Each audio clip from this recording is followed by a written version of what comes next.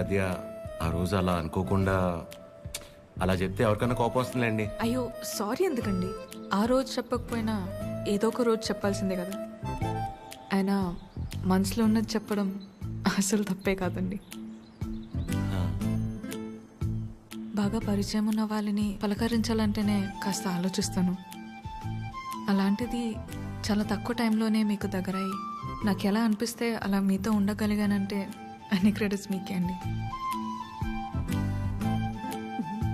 వాటిని పెంచిందెవరు? బంగారం. ఎవరుంటారండి మీలాగా? మొహం కూడా చూడకుండా పక్కనున్న అమ్మాయి ప్రాబ్లంలో ఉందని అర్థం చేసుకుని చాలా గ్రేట్ అండి మీరు. ఆద్య, నువ్వు కూడా మరి మీరు, మీ ఫ్యామిలీ, మీ క్యారెక్టర్, మీలో ఉన్న క్వాలిటీస్కి నేనేంటి, ఏ అమ్మాయి అయినా మిమ్మల్ని పెళ్లి చేసుకోవడం చాలా లక్కీ అండి. Because you deserve it.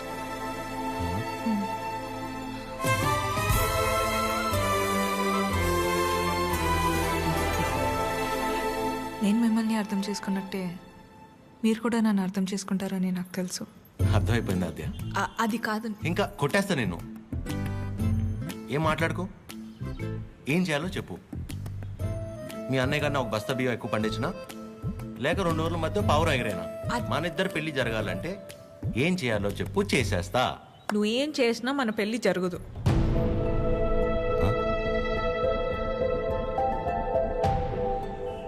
మన పెళ్ళి జరగదు. ఏ? మా అమ్మకి నాకు పెళ్లి చేసే ఆలోచన కూడా లేదు.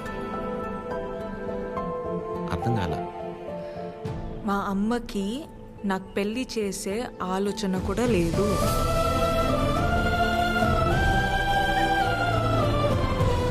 కూతురు పెళ్లి చేసే ఉద్దేశం అమ్మకి లేకపోవటం ఏంటండి? ఏం మాట్లాడుతున్నారు మీరు? అమ్మ రీజన్స్ అమ్మకున్నాయండి, and she's 100% right. Right left గురించి మాట్లాడలేదండి. సీజన్స్ బట్టి రీజన్స్ మారుతూ ఉంటాయి. పెళ్లి చేసే ఉద్దేశం ఇప్పుడు లేకపోయి ఉండొచ్చు, కానీ ముందు ముందు రావచ్చు కదా. రాదు చెప్తున్నాను కదా.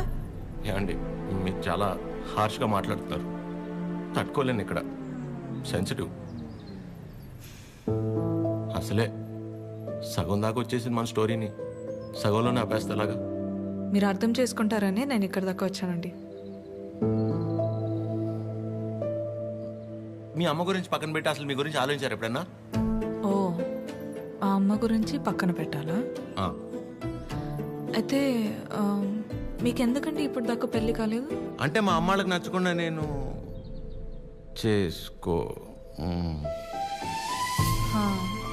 సో మీ అమ్మ వాళ్ళకి నచ్చకపోతే మీరు పెళ్లి చేసుకోరు, కానీ మా అమ్మకి పెళ్ళంటేనే ఇష్టం లేదు, ఆయన కూడా మిమ్మల్ని పెళ్లి చేసుకోవాలి. మా అమ్మకి మా పక్కన పెట్టండి. మీ విషయంలో నాకు వాళ్ళకి సంబంధం లేదు. నేను మిమ్మల్ని పెళ్లి చేసుకుంటా. ఇప్పుడు కట్టమంటారా? ఇప్పుడే కట్టేస్తాను తాళి. మా అమ్మకి నచ్చకుండా నేనే పని చేయనండి, ఎందుకంటే తనకంటే ఇంపార్టెంట్ నాకు ఏది లేదు. ఇలా జోకింగ్ కదా. సీరియస్గా చెప్పేంత తప్పు మీరేం చేయలేదు కాబట్టి నేను నవ్వుతూ చెప్తున్నాను. కానీ నవ్వుతూ చెప్తున్నాను కదా అని సీరియస్ కాదేమో అని అనుకోకూడదు కదా. I hope you understand. I hope you understand.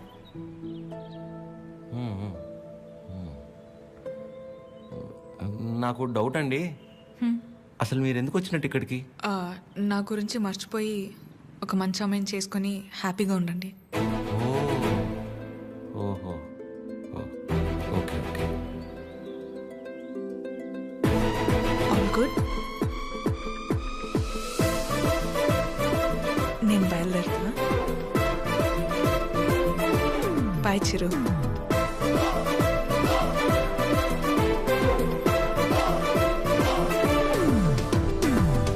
ఆగమ్మా, నీతో ఓ విషయం మాట్లాడాలి. చెప్పండి ఆంటీ. పద్మ, ఆగాది ఆగు. పద్మమ్మ, నేను చెప్పేది ఒకసారి విను. నేనంటే నీకు ఉండ్రా, ఒక్క మాట. మళ్ళీ ఎందుకు ఇలా పద్మమ్మ, నీ అన్నానని బాధ నాకు అర్థమవుతుంది. నువ్వు ఒక్క నిమిషం రా. నేను ఇలా అన్నానని నువ్వు ఫీల్ అవ్వకూడదు, సరేనా? లేదండి. ఏంటంటే ఒక్క నిమిషం, అది ఒక్క నిమిషం. ఆ రోజు చిరు మీ ఇంటికి వచ్చినప్పుడు స్వీట్స్ పట్టుకొచ్చాడు కదా, ఆ డబ్బా, పనీర్ జిలేబీ డబ్బా, అది నీ దగ్గరే ఉండిపోయింది. ఎన్నిసార్లు గుర్తు చేసినా మర్చిపోతున్నాడు. ఈసారి అటువైపు వచ్చినప్పుడు గుర్తుగా పంపిస్తావా?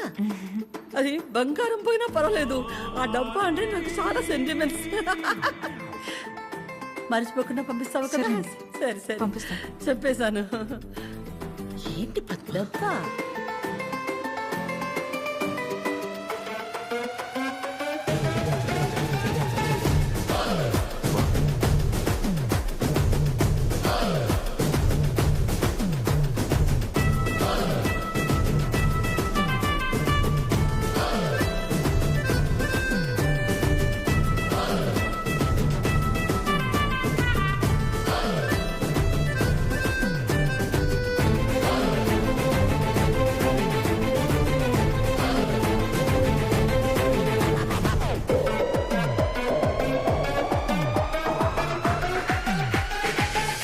చిరు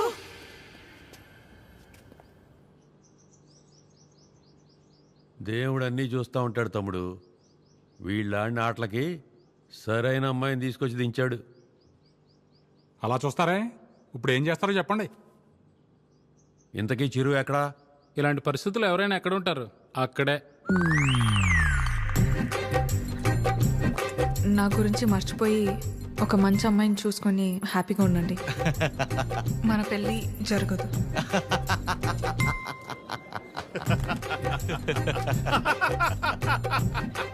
చీరు, నువ్వు ఇంతలా నవ్వుతున్నావంటే నీ లవ్ సక్సెస్ అన్నమాట. నువ్వు అనుకుంటున్నట్టు ఇది ఆనవు కాదురా పని. కోపం, బాధ, ఫ్రస్ట్రేషన్, ఇరిటేషన్, డిప్రెషన్, టెన్షన్ వీటన్నిటికంటే పైన ఒక లేరు ఉంటుందిరా. అందులోకి ఎంటర్ అయ్యామనుకో, మౌతిలా ఓపెన్ అయిపోయి నవ్వులా కనిపిస్తుంది అనమాట. సూపర్ రా. మరి అంతలా తాకరా, మీ ఫ్యామిలీ లేడీస్ ఫీల్ అవుతారు. అసలు ఇలాగ ఫీల్ అయి తాగడానికి కారణమే వాళ్ళు కదరా. ఓ అయితే యువర్ అన్స్టాపబుల్ రా. కొట్టే మందు కొట్టే. చూపే బంగారమాయనే. చెప్పురా. అది స్టెప్పురా.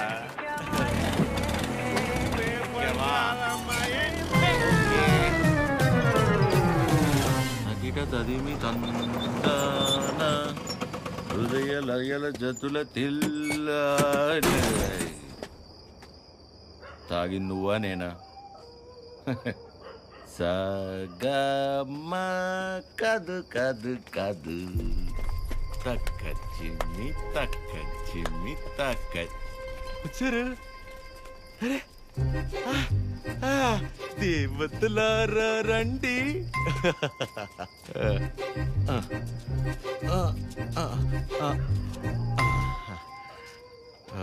మీ దీవెనలందించండి. రే చిరు, ఏంటి నాన్న తాగొచ్చావా?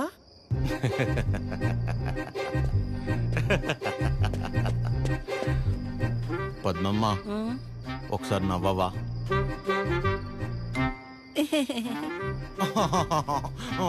ఇంకొంచెం నవ్వవా? ఏవి ఏవి ముత్యాలు రాలేదే? నవ్వితే ముత్యాలు రాలన్నావుగా. రే చిరు, పిల్ల పొట్టిగా ఉందా? నీ ముగ్గురు ప్రభాసా చేసుకోలేదా పెళ్ళి? బానే ఉన్నారుగా అందరూ. మీరేమో పెళ్ళనే పరీక్ష లాక్డౌన్ లో స్టూడెంట్స్ లా రాయకుండానే పాస్ అయిపోయి నాతో మాత్రం రాయిస్తూనే ఉంటారా? చిరు, మీరెళ్ళి లోపలికి రా, మాట్లాడుకుందాం. Go go go.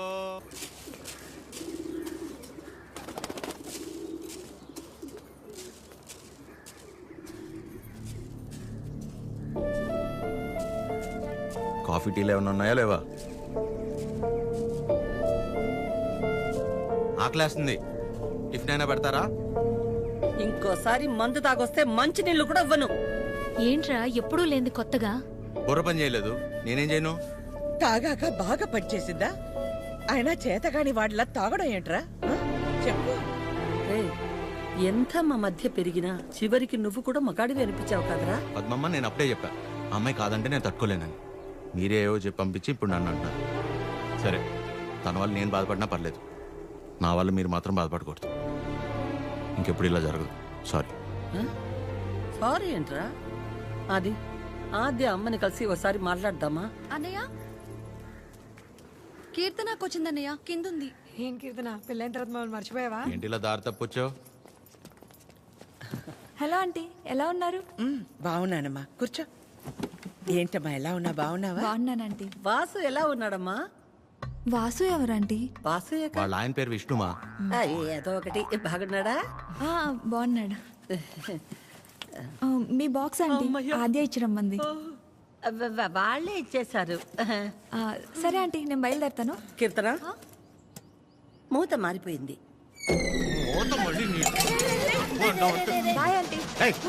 ఎక్కడికి వెళ్తావు? కూర్చో. నా మీద అరుస్తావేంటి? అయి నేను చాలా చెప్పు చూసాను. టైం వేస్ట్, నువ్వు తను మర్చిపో. మర్చిపోవడం ఏంటి బొందా? సరే సర్లేరా కీర్తన, మర్చిపోవటం దాకా ఎందుకులే గాని అదే వాళ్ళ అమ్మ గురించి చెప్పు.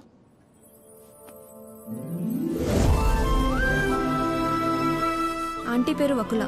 ఒక చిన్న స్మాల్ స్కేల్ ఇండస్ట్రీలా స్టార్ట్ చేసి ఇవాళ దాదాపు కొన్ని వేల మంది వర్క్ చేస్తున్న ఇండస్ట్రీని రన్ చేస్తున్నారు. అది సరే కీర్తన, మ్యారేజ్ అంటే తనకెందుకు అంత మంచి ఒపీనియన్ లేదు? పెళ్ళయ్యాక మీ అబ్బాయి మా ఇంటికి వచ్చేస్తాడా? అదెలా వీలవుతుంది? వాడు మగాడు కదండి. మీరు మీ అబ్బాయిని పెంచినట్టే నేను నా కూతుర్ని పెంచాను. ఇంకో ఇంటికి వెళ్ళిపోతుంది కదా అని ముట్టుకోకుండా ముద్దు పెట్టుకోకుండా నేనేం పెంచలేదు. నా కూతుర్ని ఎలా పంపను? మా వాడు మగాడండి. పోనీ పిల్లలు పుట్టాక తను ఇంట్లోనే ఉండి వాళ్ళని చూసుకుంటే మా అమ్మాయి ఉద్యోగం చేస్తుంది, పర్లేదా? అదెలా కుదురుతుందండి? మా వాడు మగాడు కదా. మా అమ్మాయిని మీ అబ్బాయికి ఇవ్వడం కుదరదు. ఏ? మీ వాడు మగాడు కదండి. అంటే ఏంటి? మా చిరు వాళ్ళ ఇంటికి వెళ్ళి వంట వండి అంట్లు తోమి పిల్లలు ముడ్లు కడితే తను ఉద్యోగానికి వెళ్తుందా? నువ్వు ఆపు, నువ్వు చెప్పు. పెళ్ళానికి పక్కింటి ఆడదానికే కాదు, ఇంట్లో పనిచేసే పని మనిషికి కూడా తేడా తెలియని వాళ్ళు చాలా మంది. భార్య అంటే పడక గదికి, వంటగదికి, వాషింగ్ మిషన్లో బట్టలేయడానికి మాత్రమే అనుకునేవాళ్ళు మరికొంతమంది. తన జీవితం మొత్తాన్ని తీసుకెళ్లి ఒకడి పాదాల దగ్గర సమర్పించేంత గొప్ప లక్షణాలున్న మగాడు ఎప్పుడూ లేడు.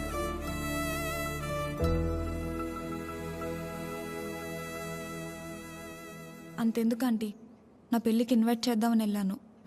మీ ఇంట్లో ఏమంటున్నారు? ఆ జనరేషన్, పైగా జాయింట్ ఫ్యామిలీ కదా ఆంటీ, పెళ్ళికి రామన్నారు. 4-5 కుటుంబాలు కలిసుంటే మా జనరేషన్లో జాయింట్ ఫ్యామిలీ. ఇప్పుడు మొగుడు పెళ్ళం కలిసుంటేనే జాయింట్ ఫ్యామిలీలా ఫీల్ అవ్వాల్సి వస్తుంది. జాగ్రత్త. అబ్బో. ఏమైనా అనువకలా తల్లే కూతురు పెళ్ళొద్దంటుంటే నలుగురు వింతగా అనుకుంటారు. మా అమ్మ వాళ్ళమ్మ దారిలో నడిచింది, నన్ను తన దారిలో నడవమంది.